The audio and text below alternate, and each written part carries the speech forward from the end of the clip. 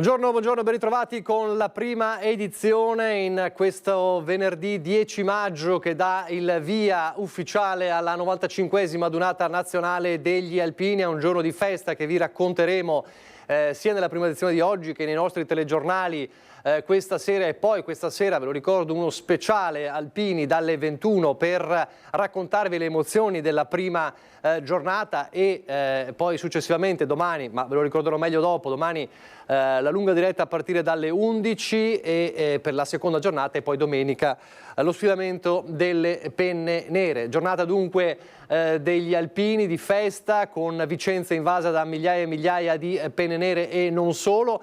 C'è anche la cronaca, ovviamente. Adesso parleremo subito di un brutto purtroppo fatto di cronaca. Vi ricordo soltanto che oggi è venerdì, quindi a luna ci sarà l'appuntamento con Andrea Ferrazzi e i dialoghi sulla sostenibilità. C'è un tema molto importante, torneremo a parlare di PFAS, torneremo a parlare di siti contaminati e anche dell'impatto psicologico che hanno queste terribili vicende sulle comunità, sui cosiddetti sopravvissuti, alle 13 con un professore, un docente di psicologia.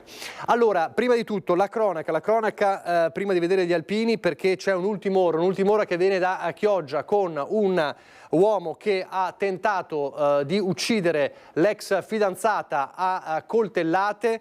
È successo poco fa.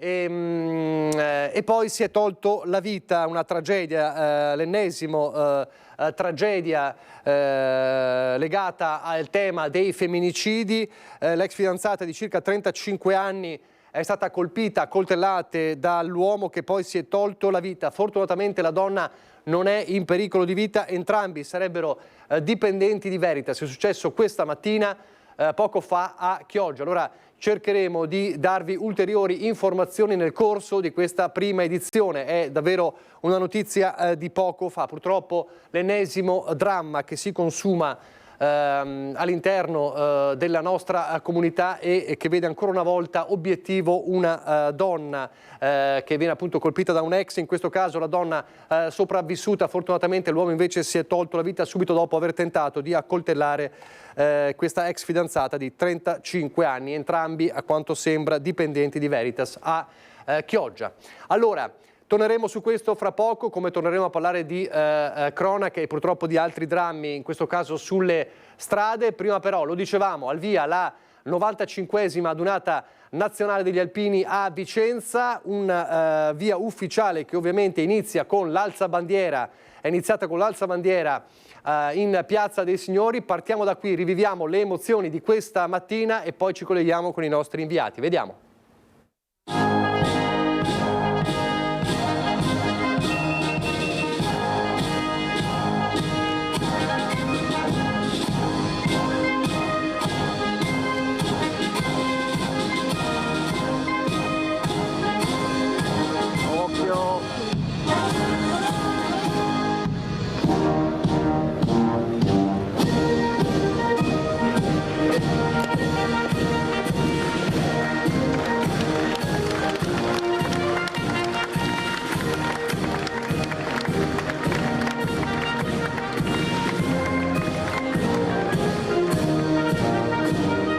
Un'emozione straordinaria vedere Piazza dei Signori, uno dei luoghi più belli non solo della città di Vicenza ma del Veneto e del nostro paese, accogliere la 95esima adunata degli alpini. Migliaia e migliaia di penne nere sono già in città, ma insieme a tanti vicentini e a tante persone che stanno partecipando a questa straordinaria festa. È bellissimo vedere la città viva, la città che vive con gli alpini.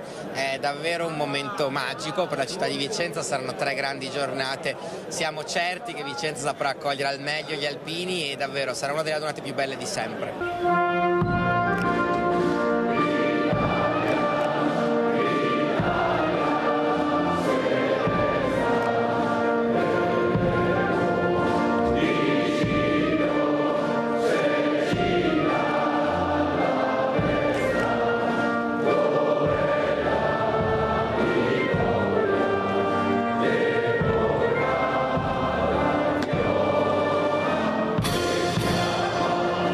Dio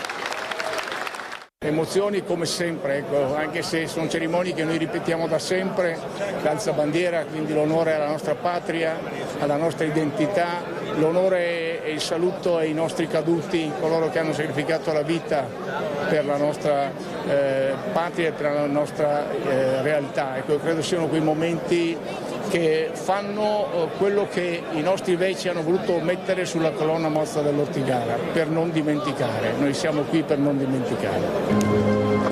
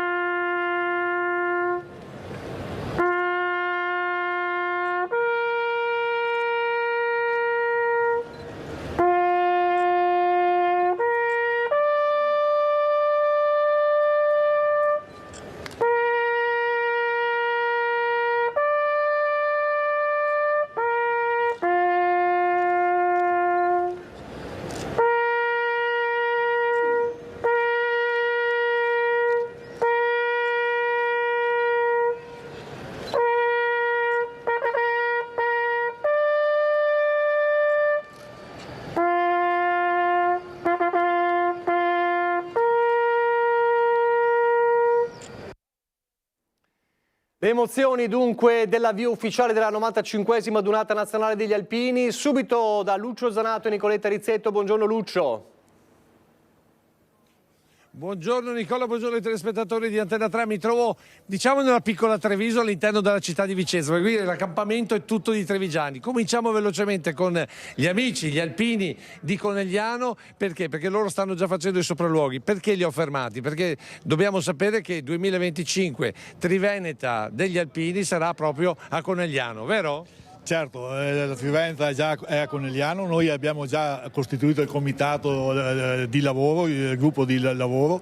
E voi state qui a vedere il sopralluogo come si deve fare? Ma diciamo che un po' di esperienza ce l'abbiamo, ma comunque bisogna sempre guardare e imparare, perché non si è mai imparato abbastanza. Il capogruppo? Il Presidente. Presidente, senta, ma è vero che poi finito qui a fare il sopralluogo su a Bibbione? Sì. Perché volete sapere che il prossimo appuntamento dopo Vicenza è Bibbione, a metà giugno, Triveneta. Triveneta, sì, andiamo a Bibbione, un po' il sopralluogo per renderci conto, abbiamo il cambio della stecca, perciò dobbiamo fare le cose come vanno fatte, a maniera nostra alpina le facciamo bene, allora andiamo a vedere. Sensazione di questi giorni qui a Vicenza? Ma la sensazione quando vieni a una dunata è sempre un'emozione grande, grandissima. Io ho fatto tante adunate da quando ho finito il servizio militare e ogni volta c'è sempre qualcosa di bello, l'aspetti sempre quella dell'anno dopo. Sì. Grazie, vi lasciamo andare perché so che avete da fare, invece troviamo gli amici del gruppo di Selva del Montello. Sì. Nome e cognome? Vittorio Crema. vice capogruppo, giusto? Capogruppo, sì. Allora Vittorio, ci porti velocemente sull'accampamento. Allora, in quanti siete qua? Qua saremo una trentina oggi. Di gruppi? Sì, del gruppo nostro di Selva. E dopo chi c'è ancora? Perché ho visto... Sì, ci sono diversi gruppi di Pievon, ci sono diversi gruppi. Diciamo che è una piccola Treviso, insomma, diciamo, perché sì. Guardate comunque come siamo organizzati, guardate la gente che è già pronta. Andiamo a salutare qualcuno. Chi sono questi? Questi qua sono un gruppo di... Aspetta che andiamo a sentire subito, perché guarda che qui è tutto dal vivo, sai Nicolo. Buongiorno, di dove siete? Buongiorno, Abruzzi. siamo... Abruzzi? Sì. Allora come dall'Abruzzo fino a Vicenza, com'è? Ma vedi che questa è la seconda volta che veniamo, perché noi siamo stati anche nel 91 qui. E com'è adesso rispetto al 91? Le adunate sono sempre belle, le adunate sono sempre belle in qualsiasi posto vai d'Italia. Ma perché? Per chi non è alpino, spiegare perché bisogna trovarsi. Allora, perché il corpo degli alpini è un corpo che vuole la pace, vuole l'amicizia, vuole un sacco di cose bellissime che purtroppo si stanno perdendo. Grazie, allora noi proseguiamo, grazie agli amici qui dell'Abruzzo. Allora invece andiamo a seguire i nostri amici proprio trevigiani. Dov'è che siete pronti qua? Guarda, ecco, poi una cosa Nicola, che noi abbiamo organizzato, anzi loro hanno organizzato, perché non esiste Treviso, non esiste la zona del Montello senza lo spiedo. Eccoli qua, eccoci qua, vedete come sono organizzati i nostri? Non male, guardate qua tutti quanti, che belli, pasta, cose, proprio il rancio alpino nel vero senso della parola. Allora, qualche sensazione veloce, poi devo dare la linea. Cominciamo con, allora, nome e cognome per chi non lo conosce. Luigi Stefani. Ecco, Luigi. Capo cucina. Ieri siamo stati alle cucine della parte, diciamo, logistica con Bruno Cosato. Qui come siete organizzati? Benissimo, con tutti i miei amici qua che ci danno una mano, ci facciamo la pasta asciutta, il spiedo, dopo facciamo bistecche di cavallo, quello che è. Non è che poi tornati a casa le mogli vi fanno sempre cucinare a voi dopo questa esperienza? Per me sì. Allora, Nicola, avete già capito, perché non voglio rubare tempo agli altri collegamenti, hai già capito com'è la sensazione qui di fatto primo giorno della 3 giorni alpina, qui in questa parte che è Treviso. Allora vogliamo salutare tutti? Capogruppo, vuoi salutare tutta la Marca qua da Vicenza? Che cosa dire alle persone che sono rimaste a casa? Noi siamo in festa, ricordiamo i nostri andati avanti, ricordiamo i giovani, i vecchi, ricordiamo tutti, che forse e facciamo una live. grande festa. Grazie, a te la linea. Grazie a Lucio Zanato, già ci viene l'acquolina ovviamente in bocca per questa immagine. Allora, non so se abbiamo Luisa Bertini anche pronta, non ancora, forse abbiamo il contributo sull'apertura della Cittadella degli Alpini? Sì. Benissimo, allora vediamo un'altra fase successiva all'apertura della Durata degli Alpini, dopo l'alzabandiere, momento ufficiale che abbiamo visto all'inizio, anche l'apertura della Cittadella delle truppe militari alpine. Vediamo.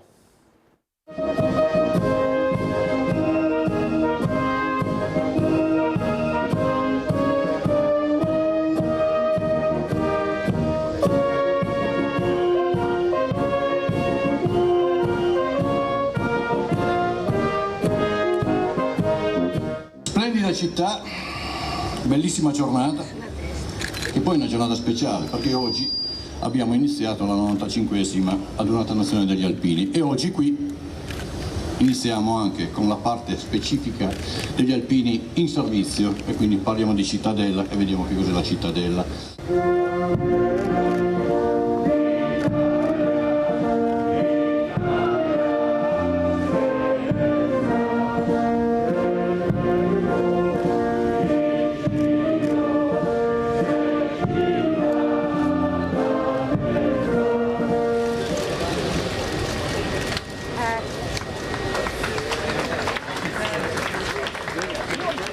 Gli alpini sono uomini e donne sempre pronti a mettersi in gioco, a dare una mano, a fare il proprio dovere, a mettersi al servizio del prossimo, della comunità del proprio paese. Questo è quello che sappiamo fare e vedo che tutti l'avete detto dicendo che lo facciamo silenziosamente, io dico con religioso silenzio. In religioso silenzio noi sappiamo operare.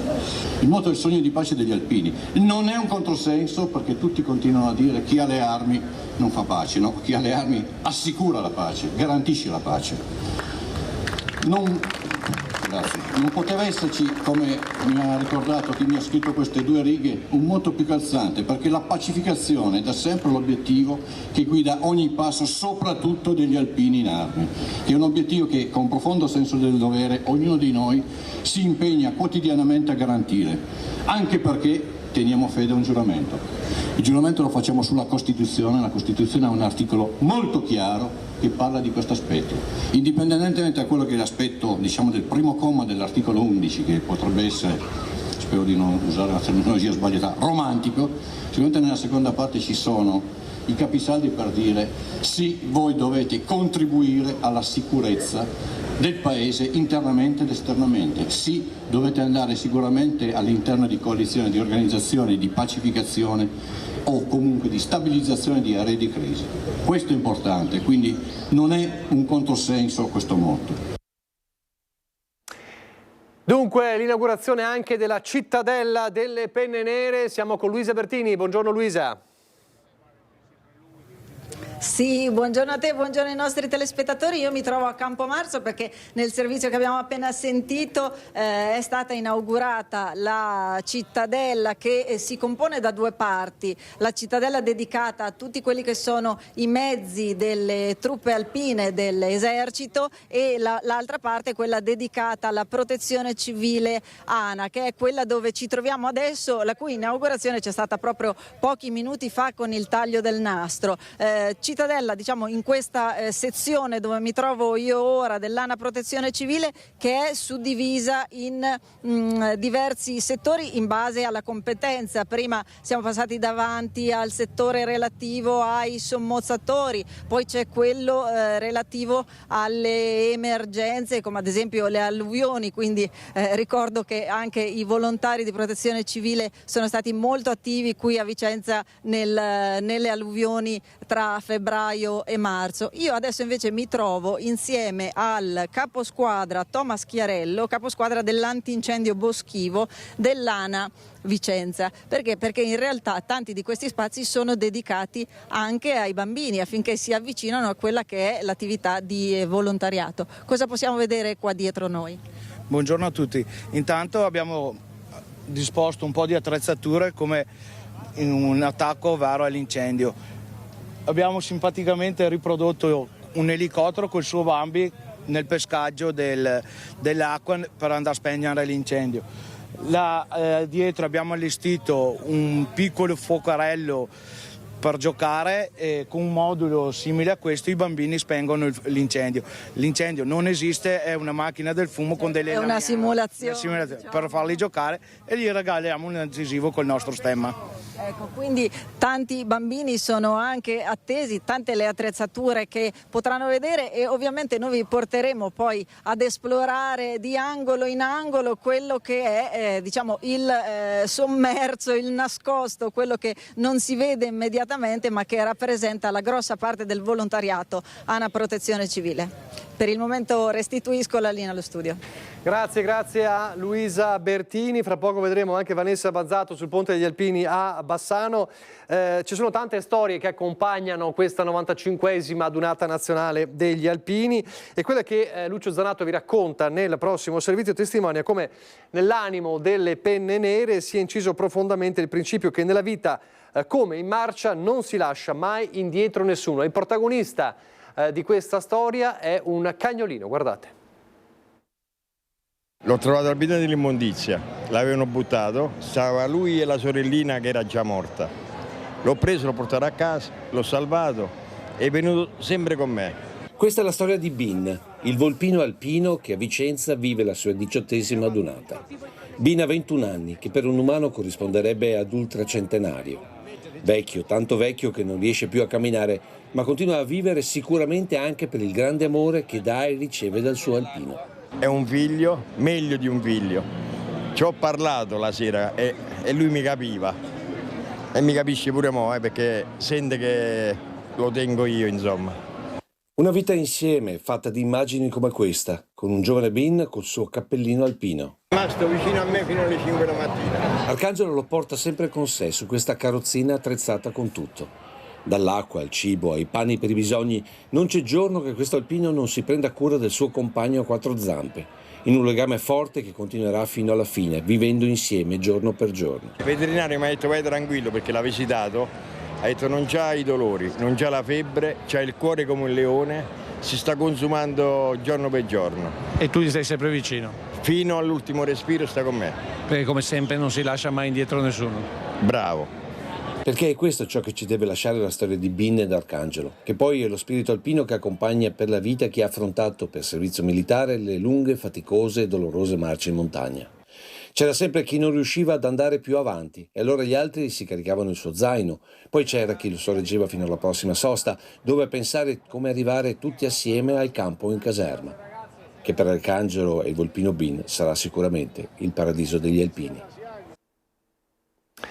Lasciamo per un attimo la Dunata Nazionale di Vicenza, torniamo alla cronaca. Vi ricordo l'ultima ora di questo tentato femminicidio che è avvenuto a Chioggia questa mattina, un uomo che ha tentato di uccidere a coltellate l'ex fidanzata, una 35enne, entrambi a quanto pare dipendenti Veritas. Ha tentato di uccidere, non ci è riuscito fortunatamente, la donna non sembra in gravi condizioni, l'uomo invece subito dopo il fatto si è tolto la vita, quindi questo è quello accaduto a Chioggia. Cercheremo poi di avere ulteriori informazioni nei prossimi minuti, insomma nel corso di questa prima edizione. C'è un'altra tragedia, una tragedia della strada invece che viene da Verona, una donna di 51 anni è morta, il marito è in gravi condizioni dopo che la loro auto, come vediamo, si è schiantata contro un albero a Bosco di Sona in provincia di Verona e poi l'auto ha preso fuoco, l'auto su cui viaggiava la coppia è sbandata per cause da definire, finendo contro un platano lungo la strada regionale 11 a Bosco di Sona. Dopo l'urto il mezzo ha preso fuoco, 2 occupanti sono stati estratti da altri automobilisti di passaggio, sono intervenuti ovviamente i vigili del fuoco. La donna è morta poco dopo il ricovero all'ospedale di Borgo Trento, l'uomo è in gravissime condizioni, il marito della donna. E poi ieri sera un altro tragico incidente avvenuto invece a Vicenza, a perdere la vita un giovane biker. Tragedia sulla strada. Ieri nel tardo pomeriggio in città un ragazzo di 21 anni, Mario Scarpari, in sella alla sua motocicletta è morto a seguito dell'impatto con una Fiat Panda proveniente in senso opposto in Viale Trento. Inutili soccorsi di pompieri e sanitari del SUEM. Il ragazzo è spirato dopo le 19 a seguito dei gravi traumi riportati nello schianto. Ad accorrere sul posto anche gli alpini accampati nei pressi. Secondo i primi accertamenti di Polstrada e polizia locale, l'auto condotta da una donna che è rimasta leggermente ferita stava svoltando al centro della strada. La moto avrebbe colpito la fiancata destra della vettura per finire contro un palo. Pochi istanti di pubblicità, poi di nuovo in diretta. Di nuovo in diretta con la prima edizione. Prima di continuare con la cronaca, torniamo a raccontarvi della notizia che abbiamo dato ieri che ci riguarda, una notizia storica per il Network Media Nord-Est che ha acquisito il 21,71% delle quote di Mediapason, la società editrice delle televisioni leader del Nord-Ovest nel nostro paese. Guardate. Le televisioni regionali più importanti del nord Italia iniziano un cammino comune ed è un nuovo grande passo per il nostro network Media Nord-Est con un'acquisizione storica del 21,71% delle quote azionarie di Mediapason, la società editrice delle emittenti del Nord-Ovest.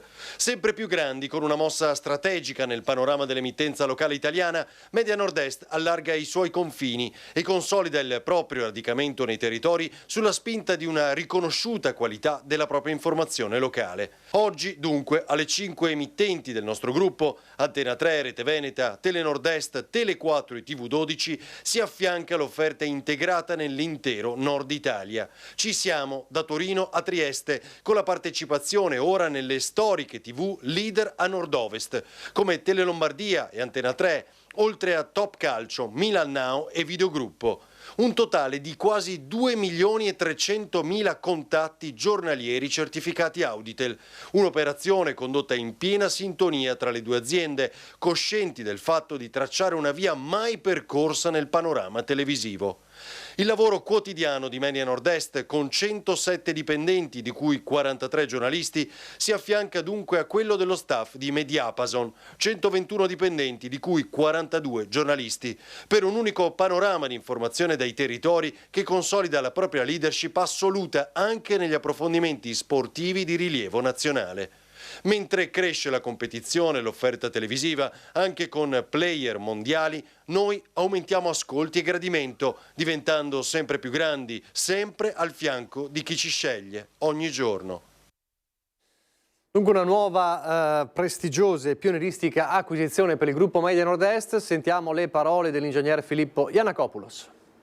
Ingegnere Iannakopoulos, amministratore unico delle reti del gruppo Media Nord-Est, è un'acquisizione che fa molto rumore questa. Beh, è un consolidamento del settore dell'emittenza locale a livello nazionale. Abbiamo acquisito il 21,71% delle azioni del gruppo Mediapason, che vuol dire le prime televisioni del nord-ovest, fra cui Tele Lombardia e Antenna 3, che hanno un'assoluta leadership in Lombardia e in Piemonte, Top Calcio 24, Milanao, Videogruppo. Quindi sostanzialmente questa acquisizione, che è stata fatta di concerto comunque con la dirigenza del gruppo Mediapason, segna una nuova, era delle televisioni locali, con un'ambizione di costruire una sinergia che conti a livello nazionale. E come si articola questa sinergia? Beh, tenete presente che sono 10 televisioni da Torino a Trieste che coprono con assoluta leadership le aree Nielsen 1 e Nielsen 2. In un settore, quello delle televisioni locali, che ricordiamolo è cresciuto rispetto agli altri settori, nonostante l'entrata del digitale, quindi nuovi canali digitali, nonostante gli OTT, cioè i famosi Netflix, Amazon. Quindi l'emittenza regionale di qualità, quella legata al territorio e all'informazione, secondo noi ha futuro, e questa operazione è volta a consolidare una strategia con una sinergia estremamente importante, creando un campione che possa far sentire la sua voce anche a livello nazionale. Ecco, lei ha precisato locale, ma sembra quasi un progetto nazionale. Sì, ma che parte dai territori, cioè il contrario, non è come le reti nazionali che partono dal centro per arrivare ai territori. Noi portiamo l'informazione dei territori con delle televisioni dedicate ai territori, ovviamente con una sinergia talmente grande che si fa sentire anche a livello nazionale. Quanto orgoglioso la rende tutto ciò? Ma non è che renda orgoglioso me, rende orgoglioso chiunque lavori per il nostro gruppo, chiunque lavori per Mediapason. Quando si costruiscono cose belle si è sempre contenti di ciò che si fa. Trova un'altra Antenna 3, mentre la nostra Antenna 3 è la prima televisione locale d'Italia. Sì, beh, lei tenga conto che Antenna 3, come la nostra Antenna 3, ha 40 anni, anche l'Antenna 3 Lombardia ha 40 anni, Tele Lombardia sta compiendo 50 anni, cioè stiamo parlando di televisioni assolutamente storiche che hanno segnato un pezzo della storia del nostro paese. Adesso torniamo a parlare del G7 della giustizia a Venezia. Allora, la seconda giornata dopo le tensioni che ci sono state ieri. Anna Maria Parisi in collegamento da Venezia. Buongiorno Anna Maria. Sì, buongiorno Nicola, eccoci in diretta con le immagini di Sandro Ponchi appunto da Venezia. Seconda giornata di lavori per il G7 Giustizia, ora in atto la terza e poi a breve la quarta commissione, con il punto stampa che si terrà verso le 14:30, quindi esattamente tra circa un paio d'ore da adesso. Ieri la costituzione del Venice Justice Group, il gruppo di lavoro permanente della giustizia che avrà sede proprio qui a Venezia, ha detto Carlo Nordi, il nostro guardasigilli. Per che cosa? Per l'attuazione e a garanzia della sicurezza, contro la criminalità organizzata, contro tutti gli episodi criminali, contro il traffico di esseri umani, e non ultimo anche come obiettivo per affrontare le sfide globali con l'intelligenza artificiale, a cominciare dalla disinformazione in rete. Nel pomeriggio il punto stampa per quanto riguarda l'approfondimento di queste tematiche. Ieri, come hai accennato tu Nicola, le tensioni per la contromanifestazione con la manifestazione dei centri sociali a partire dalle 17, con anche la carica di alleggerimento delle forze di polizia in tenuta antisommossa, perché hanno bloccato i manifestanti dei centri sociali del nord-est che volevano arrivare fino alla sede del G7. Non ci fermeremo qui, così anche Tommaso Cacciari, portavoce dei centri sociali del nord-est, che abbiamo intervistato. Allora l'intervista e poi linea a voi.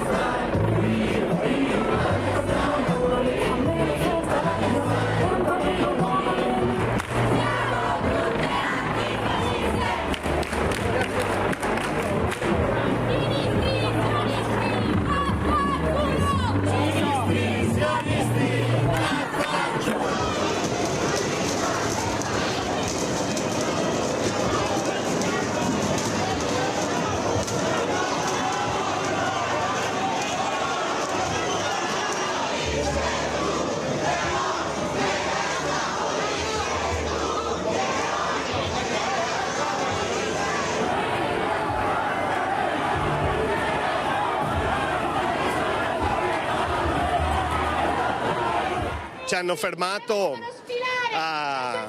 in verità poche centinaia di metri da dove si sta svolgendo, alla Scuola Grandi San Giovanni Evangelista, dove si sta svolgendo il G7. E comunque non importa, perché abbiamo ottenuto comunque l'attenzione, siamo riusciti comunque a dire la nostra, appunto, che è block the war, cioè nel momento questi fanno il G7 e la giustizia, quando di giustizia non la vediamo da nessuna parte. Quando una guerra in Ucraina continuiamo a finanziarla con armi, missili, bombardamenti, quando una guerra in Palestina, un genocidio, continuiamo a finanziarla, perché poi tra l'altro chi vende le armi a Israele sono esattamente quei ministri che si trovano seduti a poche centinaia di metri da qua, e quindi sì, abbiamo voluto dire la nostra in questa giornata comunque importante per la città, non potevamo stare in silenzio. Queste dunque le parole di Tommaso Cacciari, i centri sociali del nord-est. E a proposito di pace, a proposito di Palestina, non si ferma la lotta degli studenti mobilitati contro il conflitto in Palestina, che questa mattina a Padova si sono accampati con le tende nel cortile del Bo dell'università. Li hanno seguiti per noi Francesco Ratai e Cristian Roque Allende. Siamo nel cortile nuovo del Bo. Da questa mattina alcuni studenti e attivisti dei movimenti pro-Palestina lo hanno occupato al grido di stop al genocidio e per chiedere appunto una forte presa di posizione da parte dell'università. Ecco, vedete le tende che sono state montate, sono qui in quello che è il cortile nuovo e nel cortile antico, il cortile adiacente. Questi sono alcuni degli attivisti che da stamattina occupano i due cortili dell'università. Perché oggi? Oggi abbiamo deciso di lanciare la nostra tendata in risposta alla mobilitazione globale che si è estesa anche in Italia questa settimana. Ci sono tende a Napoli, Bologna, Roma e Palermo, e poi questa data anche perché ci troviamo davanti al momento finale del genocidio in corso in Palestina con l'invasione di Rafah, e quindi noi vogliamo con la nostra occupazione denunciare la complicità di governo e università con i crimini di guerra e crimini contro l'umanità che sta commettendo Israele. Ecco, voi chiedete all'università una presa di posizione forte nei confronti di quello che sta succedendo a Gaza.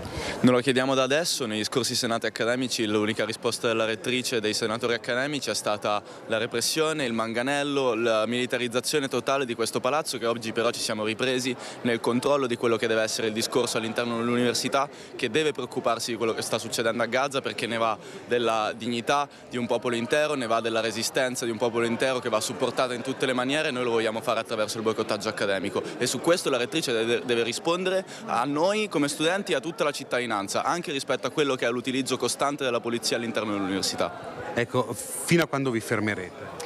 Sicuramente aspetteremo qui la seduta del Senato accademico del 14 maggio, ma rimarremo anche il 15 in occasione dell'intifada studentesca, l'accampata chiamata dai giovani palestinesi per ricordare appunto quello che è stata la Nakba palestinese. Ecco, in città c'è stata polemica per una scritta apparsa sul Pedrocchi Stop Genocide. Qual è la vostra posizione nei confronti di quella scritta?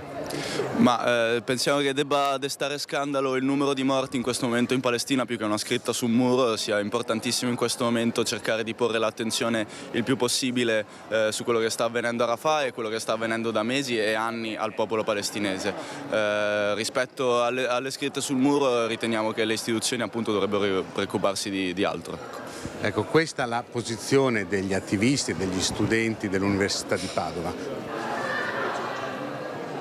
Così il nostro Francesco Rattai ci ha raccontato questa manifestazione. Torniamo a parlare degli alpini. Abbiamo visto in apertura la festa che è iniziata a Vicenza in 1000 volti della Dunata Nazionale, ma c'è anche il volto di Bassano sul ponte degli alpini. Allora, Vanessa Vanzato in collegamento. Buongiorno Vanessa. Buongiorno a te Nicola, a tutte le persone che ci stanno seguendo. Vedete sul ponte degli Alpini intanto imbandierato con questo tricolore che sta trionfando sulla struttura, sul monumento nazionale, c'è già grande festa. Arrivano da tutta Italia come questo gruppo in arrivo dal Piemonte. Esattamente da dove arrivate? Dalla provincia di Novara, zona Lago d'Orta. Come mai qua a Bassano? Era domanda d'obbligo. Bassano io ho sempre visto solo in cartolina, per cui ho detto andiamo a Vicenza e andiamo a vedere il ponte di Bassano che merita.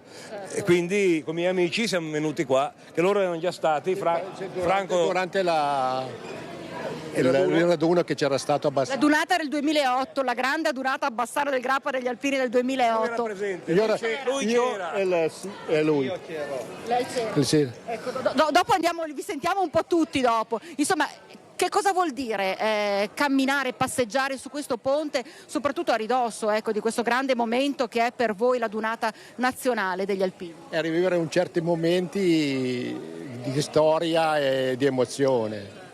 Che poi andremo a visitare, andiamo su... Considerando quella montagna che ce l'hai, tutto quello che ha rappresentato quella montagna, non venire sul ponte degli Alpini è un sacrilegio. Il nostro Monte Grappa. Sì, è vero. Andrete anche all'Ossario? Dopo andiamo all'Ossario, via di qua andiamo sull'Ossario a vedere, a ricordo di quelli che sono mancati nella prima guerra mondiale, il sacrificio anche che hanno fatto per avere in Italia che abbiamo adesso, via. Cerchiamo di mantenerla. È difficile pensarci oggi, resta sempre un grande messaggio di pace che si vuole lanciare, soprattutto pensando anche al lavoro che fanno gli alpini, che fate voi alpini quotidianamente, al senso di unità, il senso di partecipazione, il senso di aiuto che portate quotidianamente. Bisognerebbe pensare ai giovani di oggi che quello che hanno fatto chi è morto su queste montagne, e se siamo liberi è grazie a questa gente. Sì, io sono stato su all'Ossario, la prima volta che sono andato ti viene la pelle d'oca, è proprio una cosa toccante, proprio bisogna andare per provare cosa si prova quando si arriva là in cima. E poi oggi invece questo fiume, questa giornata splendida di sole su questo monumento nazionale, un'ulteriore emozione. Tantissimo, che va a contornare grazie al tempo e tante belle cose. È un momento di festa, di fraternanza, di avvicinamento anche a chi non sente gli alpini, però vedendo la persona con la piuma è un momento molto emozionante che va poi a concludere domenica con la sfilata. La sfilata va a coincidere con la festa della mamma. Io ho avuto occasione in altre sfilate di gridare viva gli alpini, viva le mamme, un'emozione che di dietro delle transenne abbiamo avuto la pelle d'oca. Sono andato a casa stanco, ho la voce a zero ma soddisfatto, con una felicità nel cuore che è una cosa, come dice il proverbio, provare per credere. Nicola, insomma, hai sentito, si comincia bene, grazie, allora buona permanenza a Bassano e buona adunata. E noi adesso vanno a bersi lo spritz, hanno detto, Nicola. Adesso allora guarda, ci avviciniamo, se ti rubo un altro paio di minuti, a questo gruppo di alpini che arrivano da Olona. Vediamo, buongiorno, arrivate da Olona. Olgiate Olona. È la prima volta qua a Bassano? Come alpini sì, c'ero già stato l'anno scorso. Beh, io come turista spesso. Poi mio padre è nato a Vicenza, poi ci siamo trasferiti a Varese e abbiamo Bassano comunque nel cuore. Quindi allora voi dovete andare alla dunata domenica, ma non potevate non venire a Bassano. Certo, a Bassano si passa sempre. Ovviamente sul ponte. Ponte. Che significato ha per voi questo ponte, questo monumento nazionale? Poi vederlo così imbandierato, questo tricolore che trionfa. Beh, sicuramente per gli alpini è tanto, vuol dire tutto quello che rappresentano gli alpini e quindi quello che hanno fatto anche gli alpini appunto per la città di Bassano. C'è il nostro capogruppo che è il più giovane del nostro gruppo e l'abbiamo nominato capogruppo da qualche anno, è lui. Allora vediamo il capogruppo, il giovane capogruppo, lei è?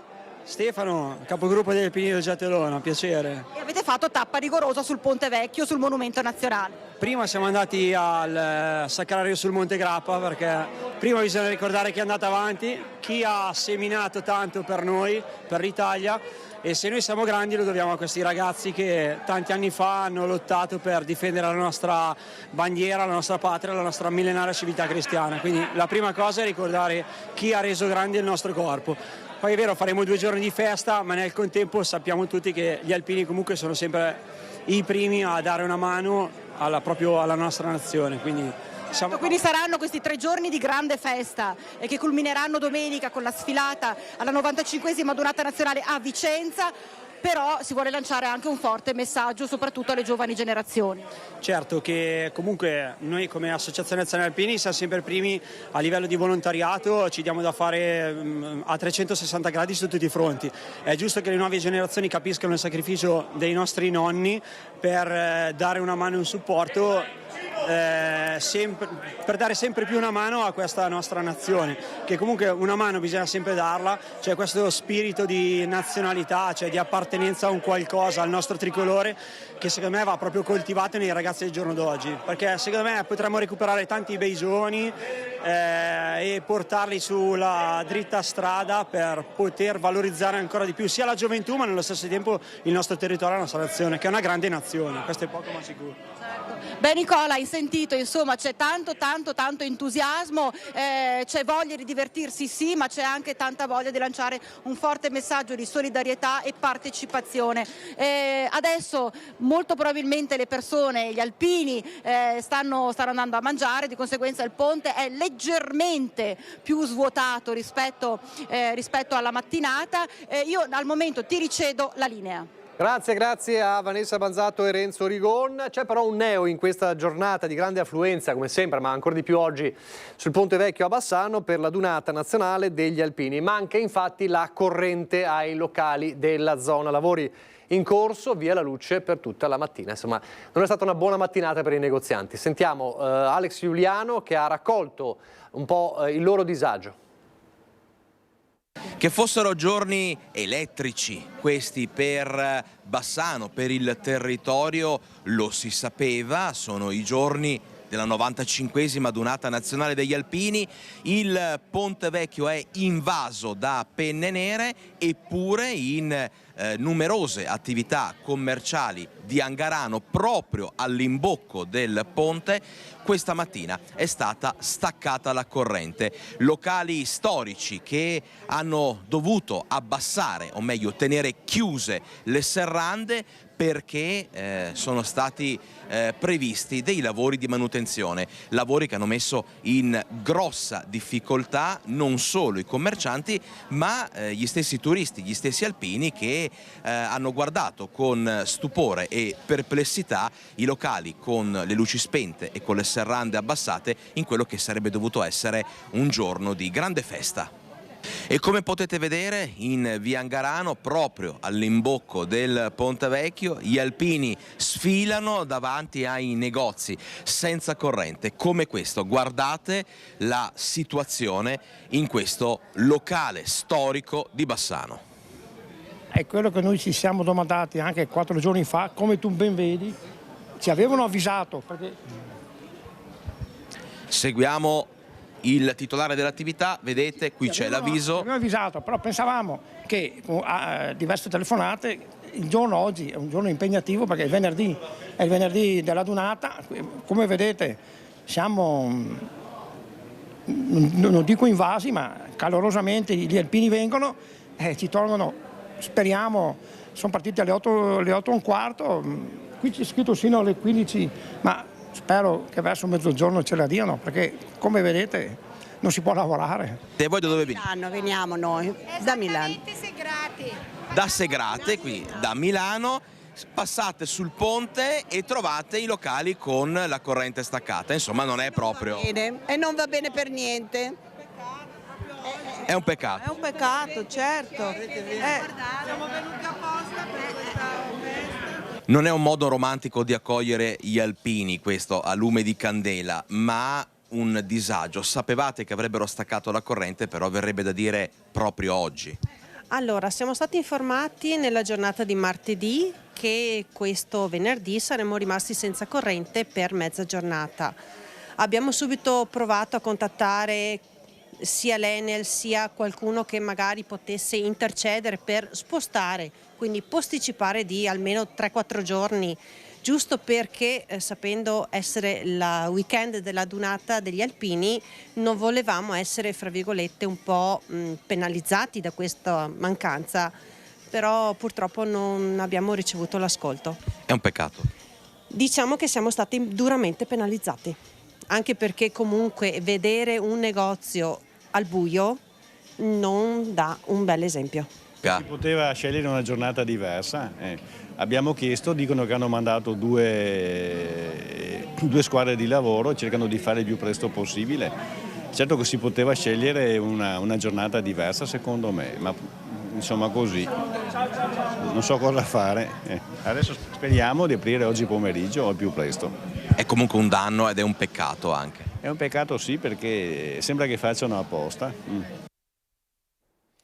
Lo stesso problema per una pasticceria nella zona di Borgo Cavalli a Treviso, i lavori che devono esserci per la corrente, lavori di Enel, e quindi in questo caso domenica, giorno della festa della mamma, il pasticcere che si trova costretto ad essere senza corrente. Il suo disagio ai nostri microfoni.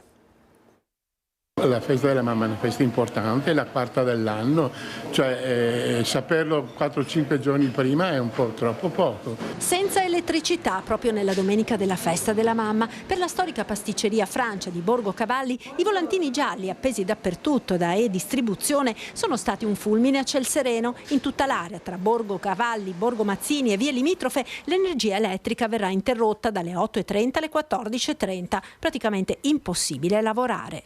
Non si può venire qua alle 2-1 di notte e fare la crema per dopo cosa? Per non avere neanche i frigoriferi e tenerla al freddo. Cioè, la crema bisogna farla al momento, poi dobbiamo mantenerla come per legge a una certa gradazione, ma tutto questo non è possibile. Cioè, poi dovrei saperlo per tempo cosa e come devo comportarmi, chiudo, non chiudo, apro, non apro, dobbiamo prepararla la roba prima. Le telefonate con gli ordini continuano ad arrivare, ma Francia non sa cosa rispondere ai clienti, senza contare gli ordini già presi: una torta per 40 persone, un rinfresco e poi tutte le delizie a forma di cuore con crema e fragole che vanno a ruba per festeggiare le mamme. I lavori necessari per la rete della sede dell'ULSS, dice Francia, non potrebbero essere spostati. Sono speranzoso che vengano posticipati perlomeno, non dico il giorno, ma l'orario, invece che dalle 8 alle 2, da mezzogiorno in poi, insomma, e così risolvo la giornata. Allora diamo un aggiornamento adesso della vicenda con cui abbiamo aperto la nostra prima edizione. Ci sono dei contorni più definiti adesso. Allora, si tratta appunto di un cinquantenne, abbiamo l'età di questa persona che poi si è tolta la vita, che non è ancora chiaro se ha tentato di accoltellare o se ha aggredito, ha picchiato l'ex fidanzata di 35 anni, entrambi sono dipendenti di Veritas a Mestre, lui di Noale, lei di Chioggia. Avrebbe probabilmente qualche giorno fa, quindi non oggi, aggredito fisicamente, non è ancora chiaro se addirittura ha tentato di accoltellare, ma comunque aggredito fisicamente questa donna, e poi probabilmente sapendo che la donna ricoverata all'ospedale avrebbe fatto denuncia, sporto denuncia ai carabinieri, si è tolto la vita a Noale dove abitava. Dunque i due fatti sarebbero successi in 2 giorni diversi, prima l'aggressione e poi il suicidio del cinquantenne. Lo dicevamo, entrambi dipendenti Veritas a Mestre. I due avevano avuto una relazione che negli ultimi tempi era diventata burrascosa. A scoprire quanto era accaduto anche i colleghi dell'uomo, che non lo vedevano arrivare al lavoro come tutte le mattine e non riuscivano a contattarlo al telefono. Quindi questa tragedia, che è avvenuta probabilmente qualche giorno fa, ma è trapelata soltanto adesso. Un'aggressione fisica violenta a una donna, l'ex fidanzata, che adesso è ricoverata all'ospedale, e poi qualche giorno dopo il suicidio del cinquantenne. Questo quanto accaduto tra Chioggia e Noale, questo dramma, questa tragedia. E adesso invece, a 2 settimane dall'omicidio, lo ricorderete, a Villafranca Padovana, domani l'addio, l'ultimo saluto a Michael Boschetto, ucciso con una coltellata al fianco dal vicino di casa. L'addio a 2 settimane esatte dalla sua tragica morte. La famiglia e gli amici di Michael Boschetto si stringeranno alle 10 di domani mattina nella chiesa di Taggì di Sopra, Villafranca Padovana, per l'ultimo saluto al 31enne ucciso con una coltellata al fianco da Giacomo Friso. Era l'alba di sabato 27 aprile quando quest'ultimo, 34 anni, vicino di casa di Michael Boschetto, lo ha coltellato al fianco al termine di un violento litigio. A trovare Boschetto, ormai esangue, la fidanzata che stava rientrando dal lavoro. La fuga di Friso era durata pochi minuti. Dopo aver capito la gravità della situazione, Giacomo Friso aveva tentato di fuggire, inseguito e bloccato da un ispettore della Digos di Padova fuori servizio, che lo aveva consegnato ai carabinieri. Attorno alla famiglia di Michael Boschetto, domani nella chiesa di Taggì si stringeranno i tanti amici accorsi anche in quel tragico sabato mattina in via Gomiero, increduli e disperati per la sua drammatica scomparsa. Prima della pubblicità cambiamo decisamente argomento e parliamo del ritorno della Longevity Run a Treviso. Il tema è anche quello dell'invecchiamento della popolazione. In una provincia che con 84 anni ed un mese ha l'aspettativa di vita più alta d'Italia, il tema dell'invecchiamento attivo diventa fondamentale, perché non è solo l'età che conta, ma come si arriva a quell'età. Invecchiare in salute è prioritario, perché la cronicità di tante patologie in una popolazione più anziana rischia di far implodere il sistema sanitario nazionale. È una grossa preoccupazione il fatto che all'aumentare di quella che è la vita media legata al progresso tecnologico non si accompagni un guadagno di vita media con qualità della vita e quindi necessariamente una vita in salute. Quindi è importante lavorare prima, dicevo già dalla giovane età, per essere anziani che non sviluppino o sviluppino il meno possibile le malattie croniche quale diabete, ipertensione, decadimento intellettivo, che poi non ci fanno guadagnare vita in termini di qualità della vita, ma esclusivamente in aspettativa di vita, ma non è quello di cui abbiamo bisogno. Per promuovere la longevità in salute torna il 25 e 26 maggio la Longevity Run, 1-2 giorni con la corsa lungo la Restera la domenica, che sarà preceduta il sabato dall'allestimento del villaggio della prevenzione in Piazza Indipendenza per un check-up gratuito alla popolazione. Per la misurazione di quelli che sono i fattori di rischio cardiovascolari, non soltanto la glicemia oppure i trigliceridi per il diabete, le dislipidemie, ma anche proprio la performance fisica con test da campo molto semplici, assolutamente innocui, che ci dicono quanta forza muscolare abbiamo e che performance fisica abbiamo. Sedentarietà, fumo, abuso di alcol, alimentazione scorretta, i principali fattori di rischio. Se noi potessimo incidere su questi 4 fattori di rischio, ma ce ne sono anche altri, ridurremo il carico di malattia e disabilità dell'80%. Fondamentale per invecchiare in salute è anche l'aspetto relazionale. L'invecchiamento attivo in una città come la nostra, che ha superato la percentuale del 20% di anziani e quindi è in linea con tutta la provincia, è necessario. Noi dobbiamo puntare sul benessere della persona, benessere che passa prioritariamente attraverso consapevolezza, prevenzione e benessere relazionale. C'è invece chi non sa qual è, sarà la sua aspettativa di vita e deve fare i conti anche con l'impatto psicologico di una situazione drammatica. Parliamo delle comunità che vivono nei siti contaminati, ce ne sono purtroppo tante nel mondo, in Italia e anche in Veneto, una in particolare. Torneremo a parlare di PFAS, ma non solo, subito dopo la pubblicità con Andrea Ferrazzi e il nostro ospite di oggi. A fra poco.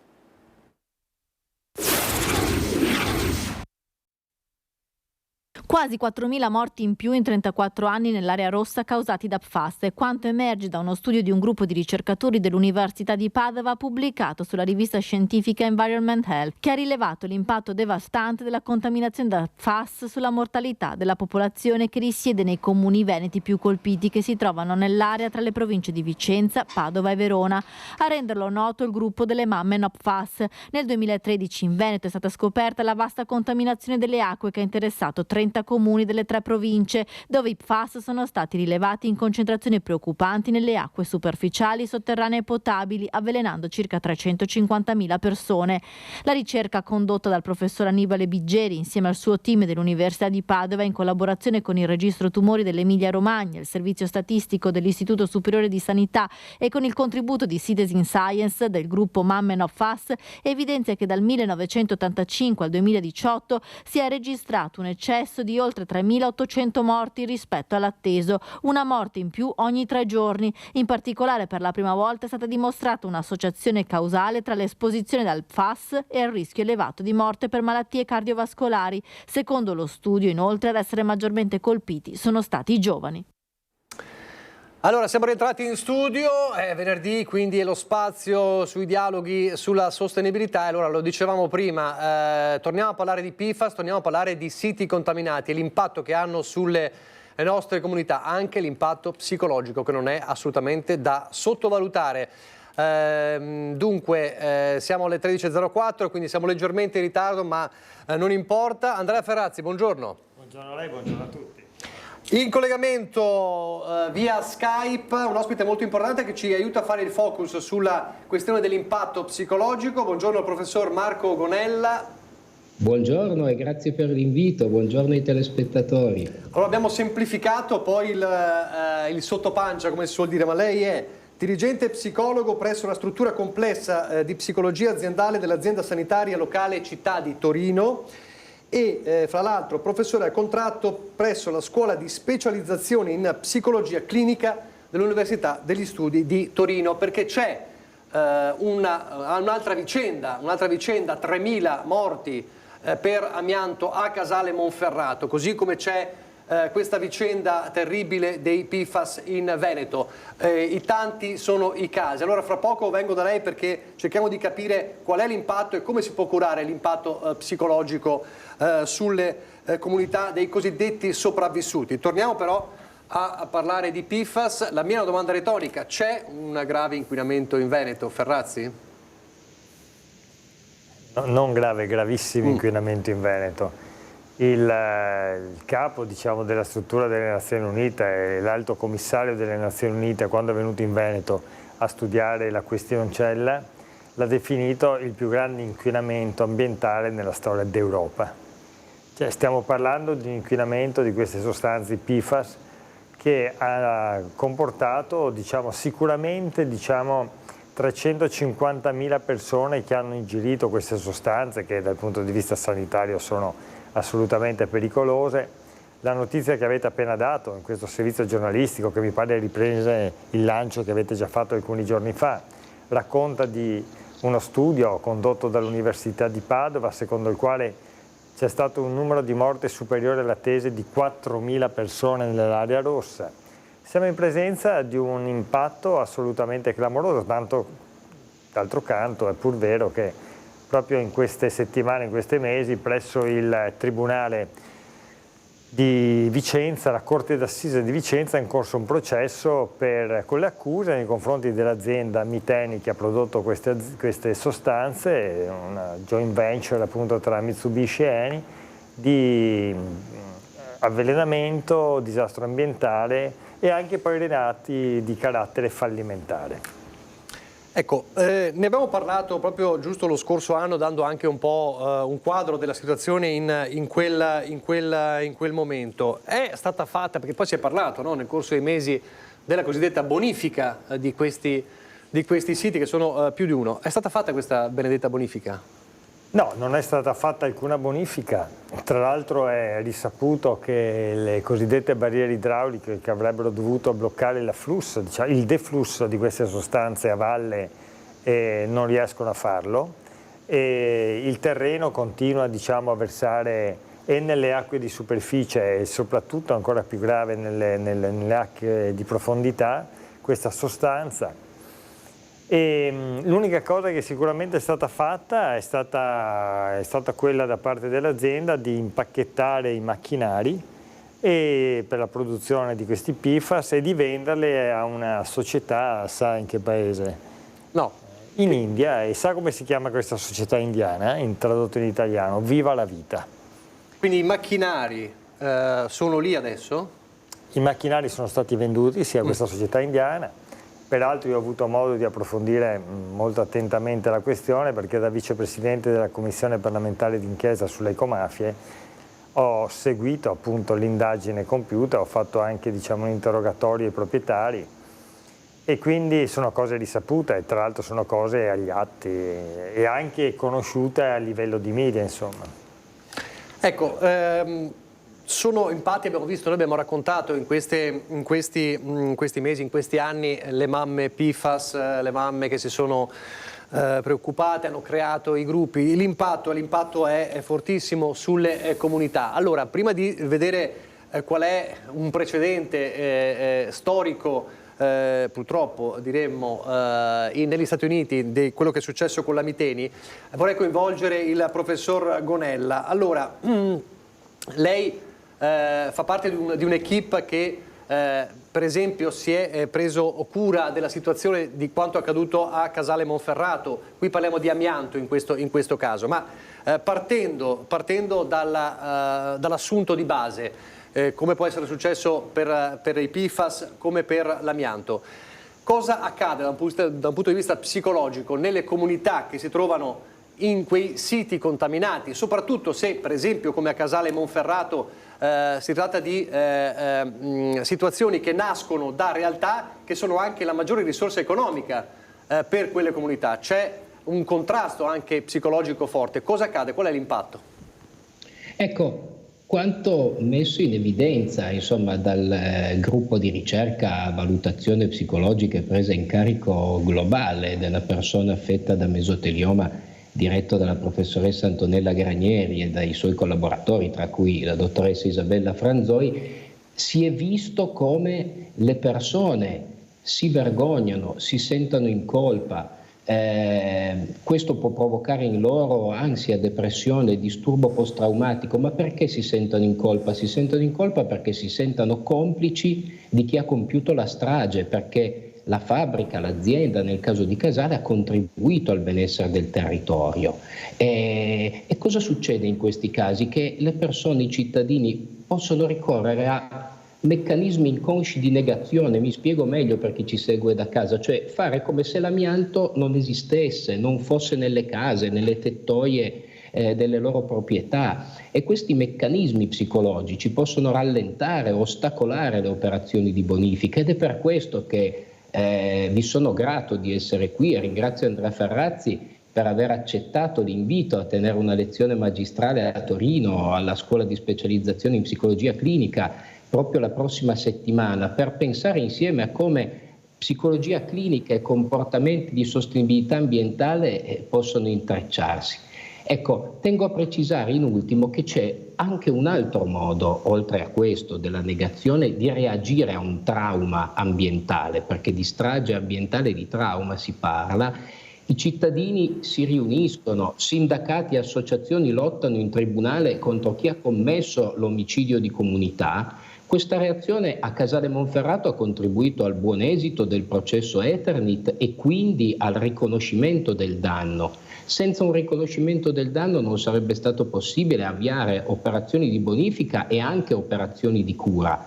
Ecco, dico questo perché purtroppo negazione e anche la lotta, che è una cosa importante, da sole non bastano per dare senso a quel dolore, per dare senso a tutti quei morti. Allora servono dispositivi per l'elaborazione psicologica del trauma nei siti contaminati, ed è questo il lavoro di ricerca e intervento che in questi anni il gruppo di ricerca ha portato avanti. Quindi c'è bisogno di un supporto psicologico?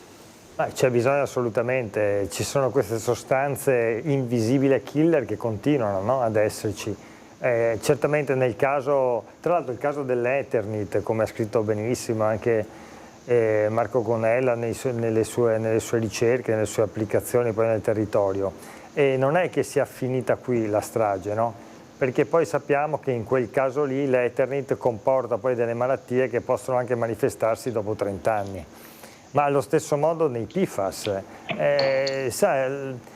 i PFAS in Veneto hanno contaminato le acque non solo, appunto, come dicevo prima, di superficie, ma anche quelle, diciamo, sotterranee, e lì c'è il bacino idrico, uno dei più grandi d'Europa, grande come il lago di Garda sotterraneo, è stato talmente inquinato che noi stiamo spendendo soldi pubblici, cioè 80 milioni di euro pubblici, andando a prendere l'acqua con una condotta sotterranea dall'Adige per portarlo lì, perché c'è un problema anche dal punto di vista, è emerso anche nelle inchieste giornalistiche in questa settimana, dal punto di vista dell'allevamento, dal punto di vista di tutto il ciclo della vita, perché poi quest'acqua, i PFAS, sono biosolubili, sono idrosolubili e bioaccumulabili, cioè vuol dire che si sciolgono facilmente nell'acqua e poi si accumulano negli organismi che appunto utilizzano quell'acqua, gli uomini le donne se la bevono, gli animali, ma anche le piante, gli ortaggi eccetera, e poi entrano nel ciclo della vita, cioè sono appunto fatti stragi, atti criminali che poi non si fermano nel momento in cui vengono interrotti, ma determinano, come dire, delle conseguenze nefaste nel corso dei decenni, ed è questo un aspetto assolutamente determinante da approfondire. Ecco, professor Gonella, quindi il senso di colpa, lo ha detto benissimo, ed è terribile che ci sia questo senso di negazione. Immagino anche il senso di insicurezza, come diceva Ferrazzi, noi non sappiamo ancora gli effetti a lungo termine, c'è anche questo fattore. E poi quale idea di cura psicologica si può avere allora in un sito inquinato? Allora, le parole chiave sono integrazione e gruppo. Integrazione tra clinica e ricerca. Si studia l'impatto psicologico del mesotelioma per progettare interventi psicologici mirati. Ed è importante che i risultati della ricerca siano messi a disposizione di altri professionisti della salute e degli amministratori. Poi l'integrazione tra medicina e psicologia. Il mesotelioma è un cancro e abbiamo visto, la letteratura scientifica ci dice che l'integrazione tra medicina e psicologia produce esiti di salute migliori.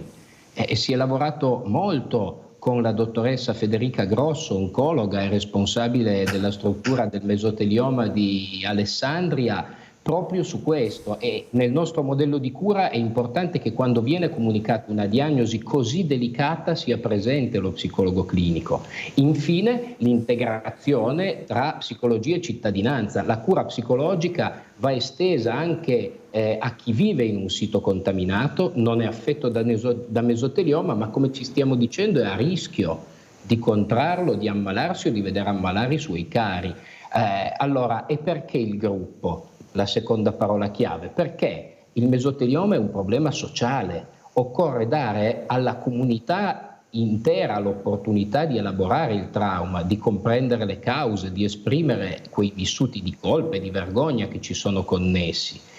E noi pensiamo al gruppo come a una piccola comunità in cui le emozioni negative certo possono essere molto amplificate dal collettivo, ma sono presenti degli esperti, dei conduttori che possono vigilare sul fatto che vengano messe a disposizione di tutti nel gruppo proprio gli aspetti vitali e le strategie per far fronte alla crisi che le persone trovano. Per cui praticamente cosa succede? Nel nostro modello c'è la possibilità di accedere a un primo dispositivo di psicoterapia di gruppo breve di 12 sedute a cadenza settimanale per le persone che sono già ammalate di mesotelioma e per i loro familiari, e poi un secondo dispositivo di gruppo chiamato gruppo multifamiliare aperto alla cittadinanza, che si svolge sul territorio sul territorio del sito contaminato. Questo modello ha potuto essere progettato grazie alla partnership con l'Istituto Superiore di Sanità, l'INAIL, il Ministero della Salute, per cui dobbiamo ringraziare questi attori per il supporto. Ecco, professore, per cui il problema, come ci ha detto lei, non riguarda soltanto i malati, ovviamente i familiari dei malati, ma anche gli altri, perché uno potrebbe pensare che è un problema psicologico che riguarda ovviamente il malato, ma anche i familiari, ma poi chi ci sta intorno. Certo, queste persone vedono ammalarsi i loro vicini di casa, i loro parenti, sono vittime secondarie di questo male ambientale, per cui è molto importante che si dedichi loro l'attenzione necessaria anche per conquistare la forza, quella mobilità che è anche psichica e che sostiene un'azione di denuncia, di avere l'amianto in casa, di impegno verso la bonifica di casa propria in primis. Per quanto ci può dire lei, prevale in queste persone, ad esempio, sto pensando, o potrebbero chiedersi i nostri telespettatori, la voglia di andarsene o la voglia di restare comunque, anche in una zona così? Ma nella nostra esperienza ci sembra che le persone si allontanino poco, al di là del fatto che sono a casa loro, nella loro terra, ma in molti articoli scritti dalla professoressa Granieri e anche da Francesca Borgogno, collega di Torino, si vede come queste persone si identificano in qualche modo in quel luogo e sviluppano una sorta di adattamento, di abitudine ad abitare in un luogo pericoloso, quasi abbassando la loro sensazione di pericolo, sempre per via di quei fenomeni di negazione di cui si parlava all'inizio. E questo è tremendo per le operazioni di bonifica, ma anche per il fatto di passare la giornata a contatto con la paura senza esserne pienamente consapevoli. E come la raccontano poi questa cosa ai figli, per esempio, ai piccoli, ai bambini?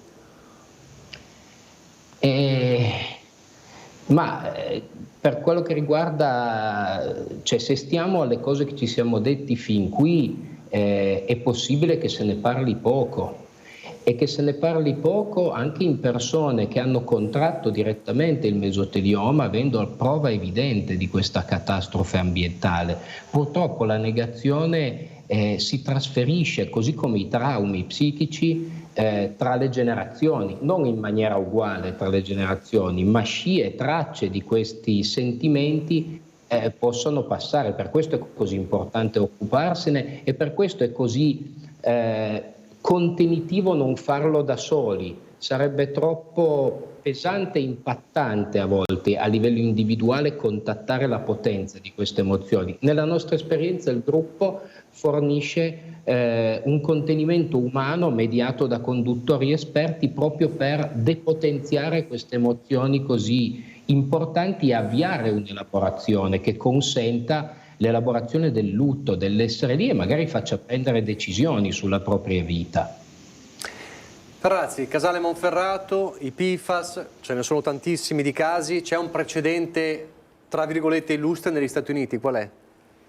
Beh sì, i PFAS non è che sono nati oggi, I PFAS sono nati negli anni 30, il Teflon è stato uno dei primi, no? Quelle sostanze che venivano spalmate nelle padelle delle nostre nonne o bisnonne affinché le bistecche non si attaccassero, ma poi ne abbiamo sviluppate a migliaia di tipologie. Il tema vero è che poi l'abbiamo utilizzato in maniera trasversale questa sostanza, o queste sostanze più propriamente, all'interno di decine, no, di utilizzi, dall'impresa militare alle tecnologie, diciamo, informatiche, lo stesso vigili del fuoco per spegnere gli incendi e via oppure non so, per rendere impermeabili i nostri vestiti, le nostre scarpe.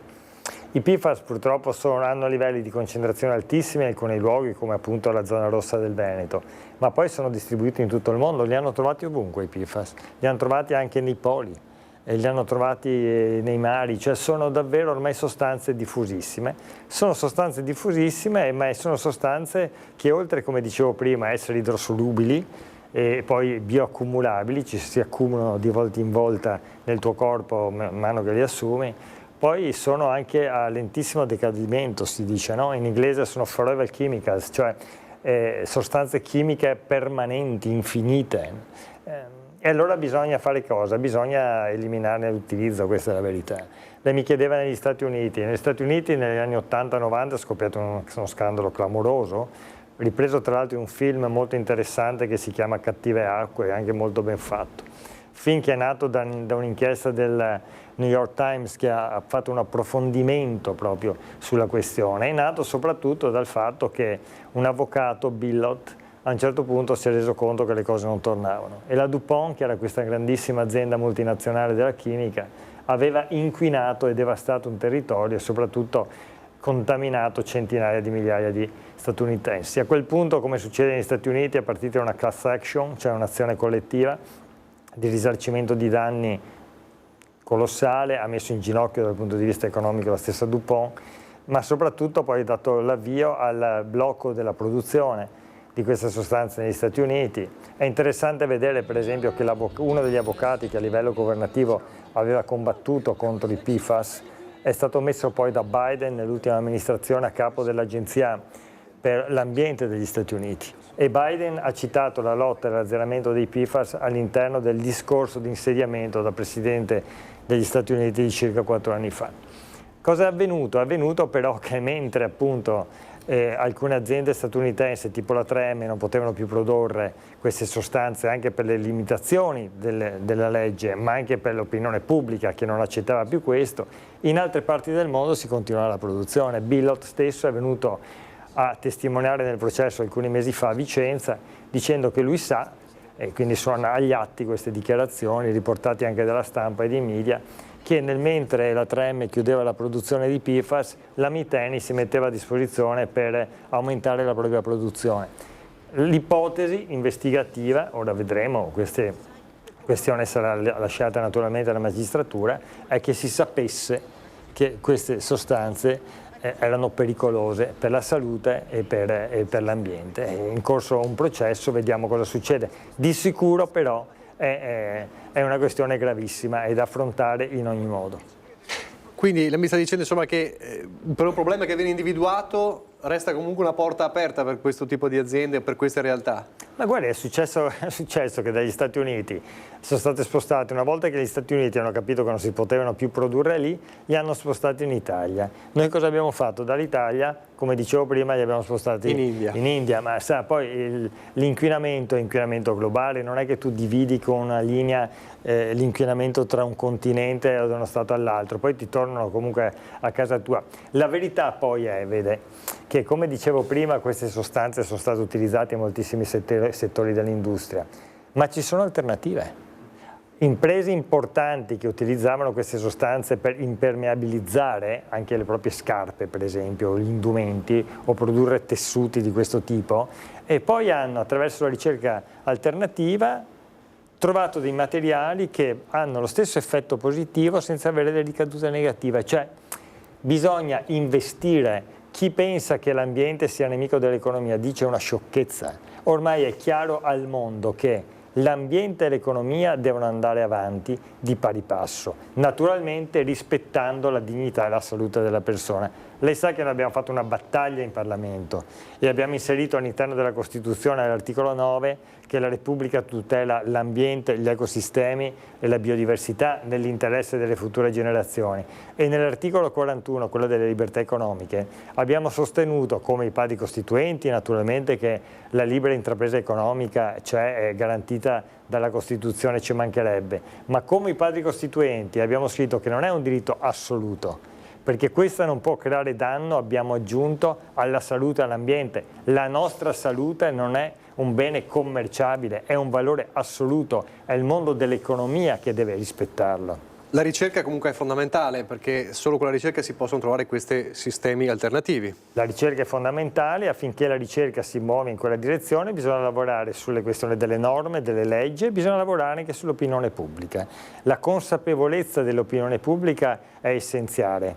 La consapevolezza di un'opinione pubblica che fa pressione, che crea movimenti, che denuncia, che porta, se serve, anche in tribunale, ma soprattutto che fa pressione anche ai legislatori, perché ci sia un interesse in questa direzione. Ma vede, se noi vogliamo vedere anche dal punto meramente economico la questione, ma quanto ci costano? Quanto costa al mondo dell'economia questo inquinamento? Quanto devastante è dal punto di vista economico? Quanto costa una bonifica? Quanto blocca lo sviluppo territoriale un terreno che è appunto profondamente inquinato? Anche gli operatori economici, cioè la follia dell'inquinamento, la follia di un modello economico che non rispetta l'ambiente, è una follia, è un'idiozia totale, perché è la prima nemica dell'economia stessa, capisce? Non è il risparmio, lo faccio perché risparmio. No, non è il risparmio, anzi. è un costo, certo. Un costo che scarichi agli altri.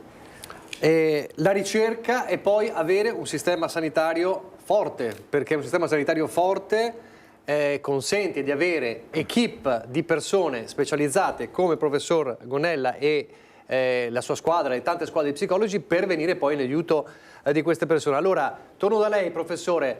Lei ci ha parlato della situazione a Casale Monferrato. Che consiglio si sente di dare, per esempio, se c'è qualche telespettatore che in questo momento che abita in quelle zone maledette dei PFAS della Miteni, a chi si deve rivolgere? Non deve aver paura, non deve aver paura, non deve vergognarsi, e si deve rivolgere a qualcuno.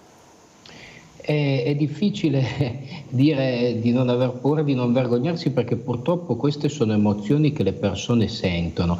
Io direi questo: laddove le sentono e per caso riescono a riconoscerle, se non in purezza come paura e vergogna, ma più come stati del corpo, stati di malessere, poter chiedere aiuto ai servizi di psicologia del Sistema Sanitario Nazionale, sempre più, per fortuna, diffusi, o negli ospedali, ai loro medici di medicina generale, ai loro oncologi, se sono purtroppo ammalati di malattie ambientali di questa natura, perché oggi l'integrazione multiprofessionale è forte ed è la strada da percorrere. La cosa interessante rispetto al modello di cura costruito in collaborazione con la Scuola di Psicologia Clinica è che grazie ai dispositivi online, ad esempio, a partire dal Covid, è stato possibile accogliere nei gruppi di psicoterapia anche persone non residenti sul territorio di Casale Alessandria, ma anche persone colpite da mesotelioma, per esempio afferenti all'ASL Città di Torino, per una convenzione fatta tra le diverse strutture. Sarebbe bello dare un respiro più ampio, grazie anche alle nuove tecnologie, alle persone di tutta Italia che vivono nei siti contaminati. E poi bisogna difendere il sistema nazionale pubblico, no? Sanitario bisogna che nazionale. ci siano le risorse. È stata una chicca nata proprio nel nostro territorio, grazie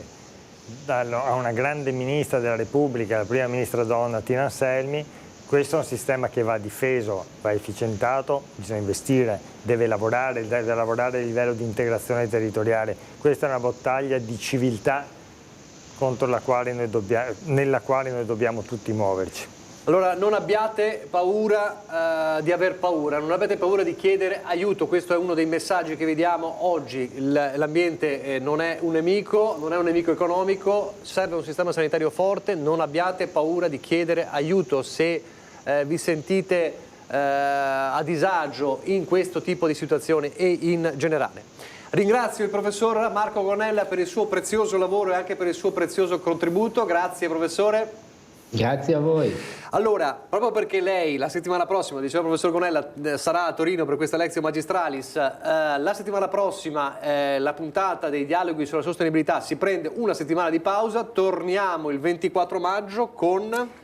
Sarà con noi Marco Minniti, parleremo di geopolitica e parleremo degli strumenti a livello mondiale per gestire le questioni appunto sovranazionali, quindi la questione del cambiamento climatico, ma la questione del terrorismo, la questione delle immigrazioni, cioè c'è nel mondo una terribile distanza tra la portata dei problemi da affrontare e gli strumenti di gestione collettiva che sono assolutamente insufficienti. Parleremo di questo perché questo è uno degli elementi centrali del nostro futuro. Grazie Andrea Ferrazzi. Grazie a lei, grazie allora a tutti. L'appuntamento al 24 di maggio, venerdì 24 di maggio. Vi lascio come sempre al meteo, poi al documentario I grandi architetti del Friuli Venezia Giulia e al film Perfect Day con Benicio del Toro e Tim Robbins. Arrivederci.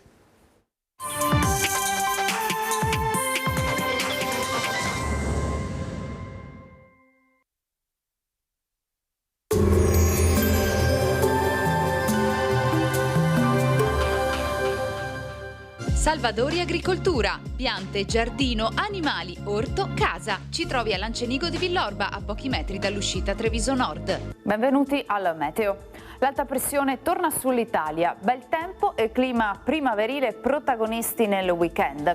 Il dettaglio intanto di venerdì 10 maggio. Sul Veneto sarà soleggiato con cielo sereno o poco nuvoloso, salvo maggiori addensamenti pomeridiani, specie in montagna.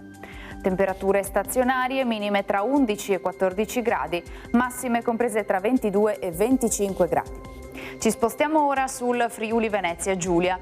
Anche in questo caso tanto sole ovunque, non sono attese piogge, il cielo si presenterà limpido o velato. Temperature minime sugli 11-13 gradi, massime intorno ai 23-25 gradi. Infine diamo uno sguardo al Trentino Alto Adige, dove sarà stabile e soleggiato con qualche velatura. Temperature minime sui 15, massime sui 25-26. Dal meteo di Antenna 3 è tutto, vi auguro un buon proseguimento in nostra compagnia.